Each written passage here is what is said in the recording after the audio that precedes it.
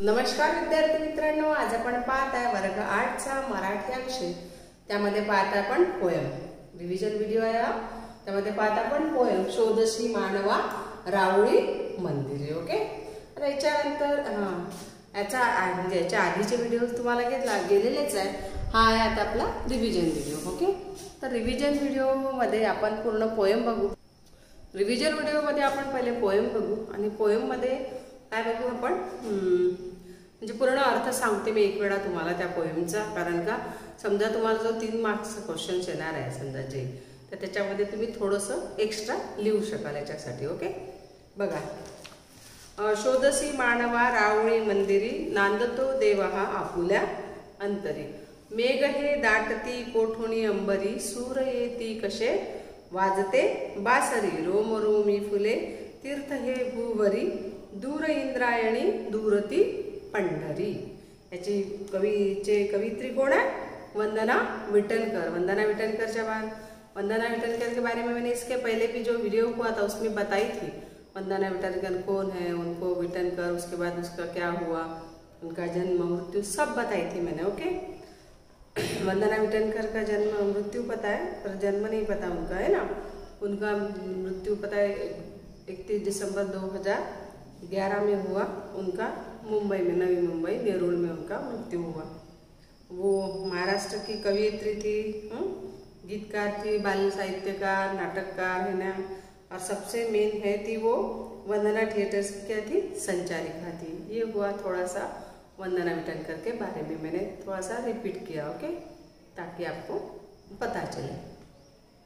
अब देखिएगा. शोधशी मानवा राऊळी मंदिरी, शोधशी नांदतो देव हा आपुल्या अंतरी. इट मीन्स क्या हुआ कि वंदना विटनकर बोलती है कि हे मानवा, हे आप लोग, जैसे मानव मीन्स हम लोग, कि तुम जहाँ वहाँ मंदिरों में जा जा के बैठते हो, 1-1, 2-2 घंटा जो पूजा करते हो, वो न करने के बजाय अपने मन में क्या है, भगवान बसे हो. अगर आप में श्रद्धा हो तो आप अपने घर में भी बैठ के उसकी पूजा कर सकते हो, है ना. पूजा कर सकते हो, उसको अच्छे से आपको उसका फल भी मिलता है. बट आपकी क्या चाहिए, श्रद्धा चाहिए. नहीं तो अपन मंदिर में 2 घंटा बैठे हो और अपना मन कहीं और भटक रहा, ऐसे में भगवान नहीं मिलता. भगवान को नित्य नेम से, या नित्य नेम नहीं भी होगा, जब भी आपको टाइम मिले और जब भी आपको ऐसा लगे कि नहीं मैंने भगवान को पूजना चाहिए, तब आप अगर पूछते हो तो सही में भगवान आपको क्या होता है, प्रसन्न होता है, या फिर आपको मतलब ये देता है ना, फल देता है. तो वही बोल रही वंदना विटनकर कि तुम राऊळ ने मंदिरों में, मस्जिदों में, मतलब सभी, मतलब जो अपने अपने भगवान है उनको चाहते हो तो वो चाहो, पर कैसा, आपको जा के बैठने की 2-2 घंटा पूजा करने की कोई जरूरत नहीं है. आपको अपने अंतर मन में ही झांक के देखो. आप किसी का बुरा मत करो, आप किसी के साथ गलत व्यवहार मत करो. तो वही है, अगर आप किसी का बुरा नहीं कर सकते हो, किसी को हेल्प करते हो, जो बेचारे सही में उसको हेल्प की जरूरत है, अगर ऐसे व्यक्ति की हेल्प करते हो तो उसी में भगवान बसा है. ये संसार, ये सृष्टि में ही आप अगर कार्य करोगे अच्छे तो आपको भगवान उसी में ही मिलेगा, ऐसा वो कहते हैं. अब देखो, जैसे गॉड गिफ्टेड है ना, मेघ हे दाटती कोठुनी अंबरी. जैसे देखो थोड़ी देर के लिए ऐसा आप देखते हो ना, अभी जैसे श्रावण मास है तो कैसे थोड़ी देर अपने को, अभी देखो धूप है, उसके बाद थोड़ी देर के बाद एक अपने आप बादल आते हैं और फिर अपने आप पानी बरसता है. तो ये क्यों, ये क्या है सब. और जैसे और उन्होंने एक उदाहरण दिया कि सूर येती कसे वाजते बासरी. एक मतलब बांस की जो टुकड़ा है उसमें छेद करने के बाद उसमें से कैसे सुर निकलती है.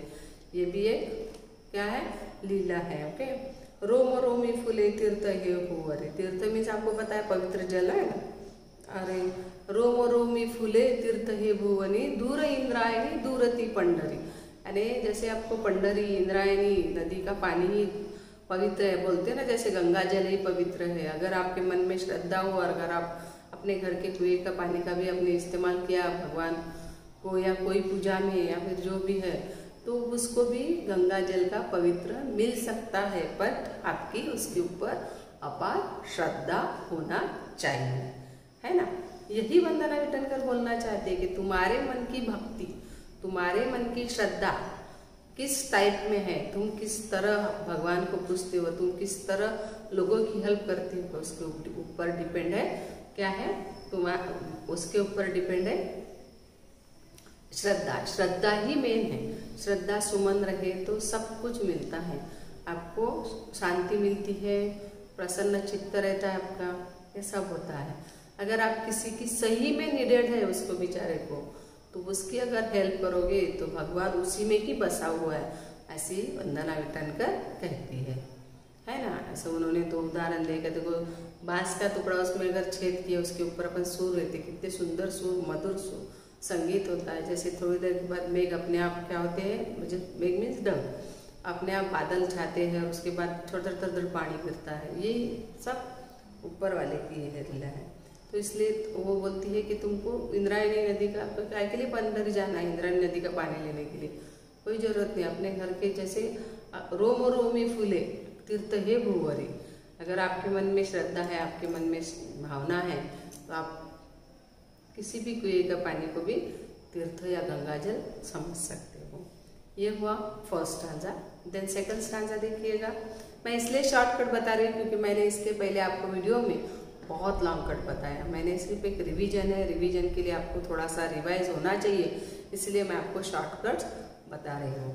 देन सेकंड देखिएगा, गंध का हासतो, गंध का हासतो पाकळी सारुणी वाहते निर्झरी प्रेम संजीवनी, भोवताली तुला साध घाली कोणी खून गे जानुनी रूप हे ईश्वरी। यानी उन्होंने ईश्वर का रूप कहाँ है ये बताया है सेकंड स्टैंजे में। देखिएगा, गंध का हासतो म्हणजे जैसे देखो पाकड़ी सारुणी, जैसे अगर फूल यानी है ना, फूल ऐसा रहा, पाकड़ी रही, अगर वो एकदम ऐसा फूल गया तो उसके सुगंध आता है ना।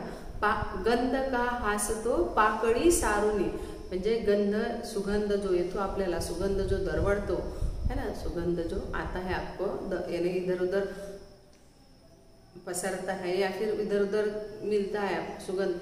अब देखो जैसे मान लो फॉर एग्जाम्पल, अगर यहाँ पे मोगरे का पेड़ पौधा है और उसमें फूल लगे हैं तो आपको वहाँ तक खुशबू आती है उसकी, है ना। क्यों आती है? क्योंकि उसके जो कली है तो नहीं आती है, पर जब वो फूल खिलता है, कोई भी फूल हो, चाहे मोगरे का लो चाहे कोई भी फूल हो, जब वो उनकी खुद की यानी पंखुड़ियाँ ऐसा फूलता है वो, तो उसका सुगंध चारों ओर क्या होता है, पसरता है ना। पाकड़ी मतलब गंध कब होता है, आपको सुगंध कब आता है, जब वो अपना कली उमलती है तब। वहाते निर्झरी प्रेम संजीवनी, जैसे झरने का पानी है ना, झरने का पानी जैसा बहता ही रहता है ना। झरने का जैसे बरसात के दिनों में ज़्यादा बहता है, मतलब ज़्यादा पानी रहता है, बट जब ठंड के दिन या मतलब धूपकाले के दिनों में बहता है पर छोटी सी धार रहती है। तो वो वही बोल रहे हैं कि वो जो झरने का जो पानी है ये क्या है, जीवन का सार है, जीवन का। ये झरने का पानी कभी को क्या लगा कि जैसे हमारे जीवन में सुख दुख आते रहते हैं, हम उसकी ये करते हैं कि हमको दुख ज़्यादा आते सुख कम आते, पर ऐसा नहीं है, सुख दुख सेम आते हैं। जैसे दुख के दिन गए कि सुख बराबर आता है, बट यही है कि सुख के दिन हमको जल्दी गया ऐसा लगता है, और दुख के दिन कठिनाई के रहते, इसलिए हमको लगता है कब कटते न कब नहीं, है ना। तो यही वंदना विटनकर बोल रही है कि जैसे गंध का हासतो पाकड़ी सारुणी वहाते निर्झरी प्रेम संजीवनी, जैसे झरने में से पानी बहता है वो क्या है, जीवन के समान है। जैसे झरने को बरसात के दिनों में क्या ज़्यादा पानी आते हैं, बरसात जैसे ही खत्म होने के बाद जैसे धूप का लौट रहता है तब उसका कम स्रोत रहता है। तो वही है, हमारे जीवन का भी सेम है, वैसा ही है। जैसे सुख के दिन हमको जल्दी चले जाते हैं, परंतु दुख के दिन कटते नहीं है। तो यही बोल रहे हैं कि यही है, मतलब जैसे झरने का उन्होंने क्या दिया, उदाहरण दिया कि झरने का पानी ये क्या है, जैसे वो, परंतु वो कैसा रहता है, बहता ही रहता है, चाहे उसका स्रोत कम हो जाता है, मतलब धार कम हो जाती है, पर वो बहता ही रहता है। सेम अपना जीवन भी ऐसा ही है, झरने के पानी समान। चलता ही रहता है, उसमें सुख दुख आते ही रहते हैं। और उन्होंने दिया है कि भोवताली तुला साध घाल कुणी खून ये जाणुनी रूप है ईश्वरी। अगर भोवताली तुला मतलब भोवताली मीन्स परिसर में, या फिर आपको किसी ने मतलब चलते हुए किसी का एक्सीडेंट हुआ, अगर वो आवाज़ दे रहा था, आप उसको हेल्प करो। या कोई गिर गया या कोई अंधा है, उसको अगर रोड क्रॉस करना है तो उसको क्रॉस करने दे, वो आपको दुआएं देंगे। इट मीन्स वो वंदना विटनकर वही बोलती है कि जैसे तुम जहाँ जहाँ तुमको मिलता है, जहाँ जहाँ ऐसा लगता है कि हमने उसकी सही में हेल्प करना चाहिए, ऐसे जगहों पे ऐसे इसमें क्या है, भगवान बसा हुआ है।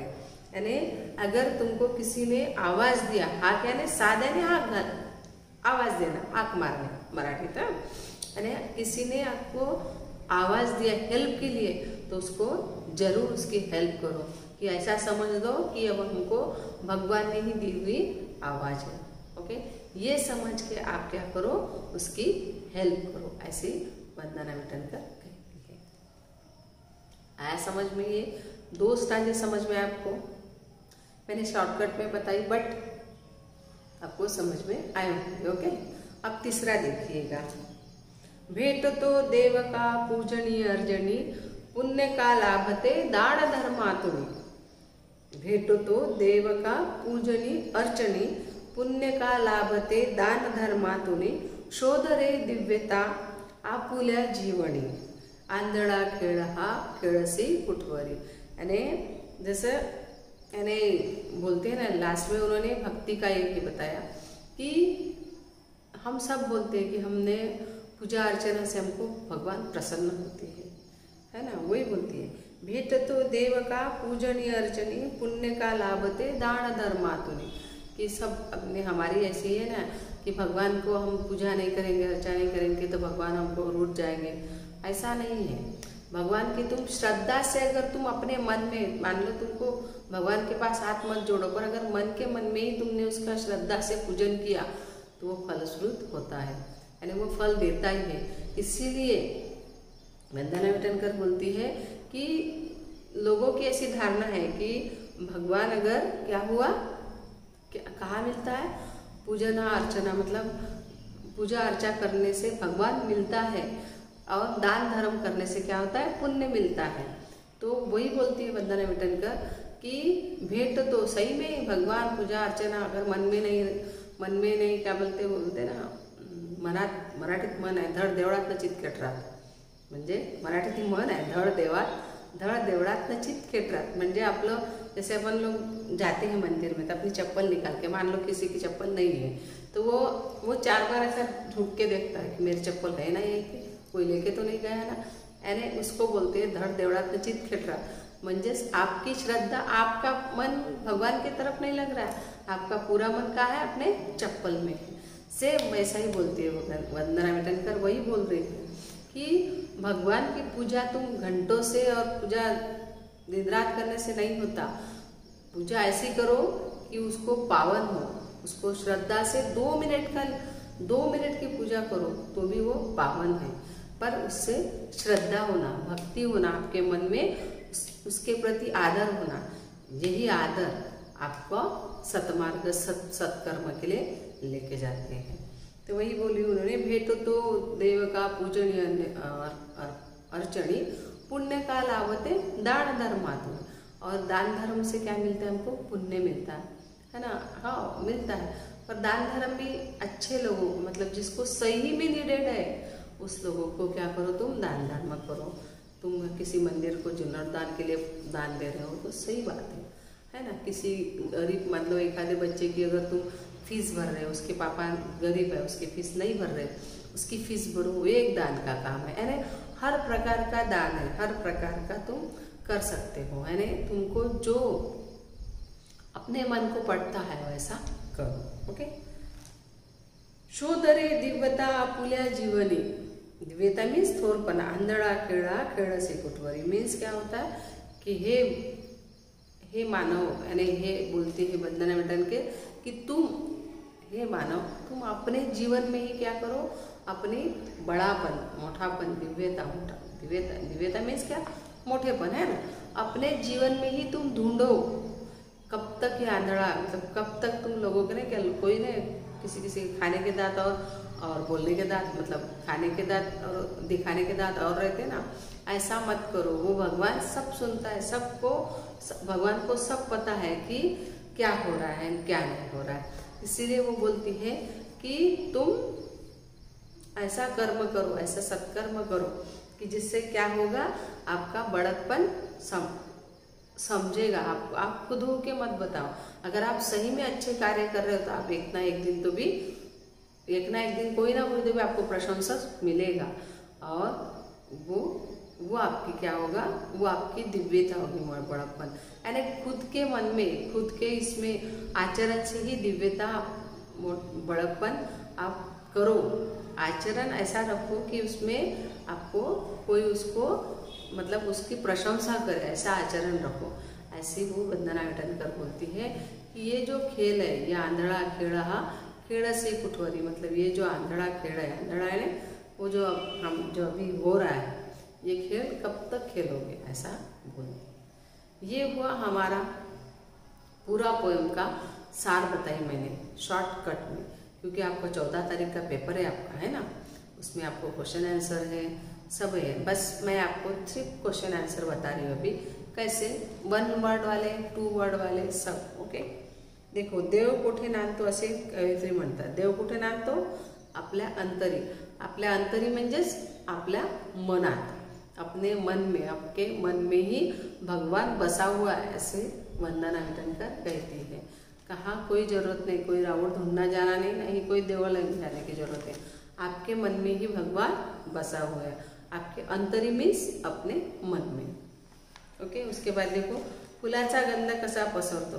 कसा कैसा है कि फूल की जो पंखुड़ियाँ वो जब क्या होती है, बाजू में होती है, तब कहीं उसका गंध क्या होता है, सुगंध पसरता है, यानी दरवड़ता है। तो उसको बोलते हैं कि फुलाचा गंध कसा पसरतो, कसा पसरतो, पाकळ्या सारून पसरतो।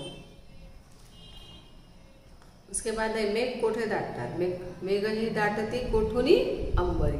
अंबरी मीन्स आकाशात। माणसाने दिव्यता कुठे शोधावी, अपने जीवन में, अपने कार्यों से। आदमी ने क्या शोधना चाहिए, ढूंढना चाहिए अपनी दिव्यता। अब लास्ट वाला देखिएगा, निसर्गातील कोणकोणत्या गोष्टीमध्ये देवाचे रूप दडले आहे, या कवितेतून स्पष्ट करा। अब देखो, जैसे निसर्गाच्या मतलब कौन कौन से भगवान का रूप दड़ा हुआ है, तो 2 उदाहरण दिए उन्होंने कि जैसे आकाश में क्या होता है, आकाशात मेघ दाटून येतात, बासरीतून आवाज येतो, अजून फुलांच्या जो पाकळ्या आहेत त्या सारून काय होतं, सुगंध दरवळतो।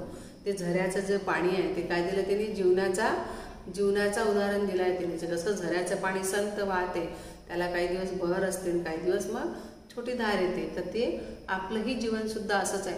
मी जरी शॉर्टकटमध्ये लिहून दिलं तरी तुम्ही एक्स्ट्रा लिहू शकता या पोएमनुसार। ओके, आता तुम्हाला कसं सांगते मी, 3 मार्काचा क्वेश्चन कसा लिहायचा। तर निसर्गातील कोणकोणत्या गोष्टीमध्ये देवाचे रूप दडलेले आहे ना। देखो, पहिला है आकाशात मेघ दाटून येतात, बासरीमधून सूर निघतो, निर्माण होतो, फुलांच्या पाकळ्या पसरतात, त्या काय पसरवतात, गंध पसरवतात। झऱ्याचं जसं पाणी काय होते, नित्य प्रेम संजीवनी होते, म्हणजेच प्रेमाचं प्रतीक सांगितलं आहे झऱ्याच्या पाण्याला। तर झऱ्याचं पाणी कसं सतत वाहतच राहते, परंतु त्याला काही दिवस कसं असते, लिहा तुम्ही, स्पष्टीकरण द्याल त्याच्यामध्ये।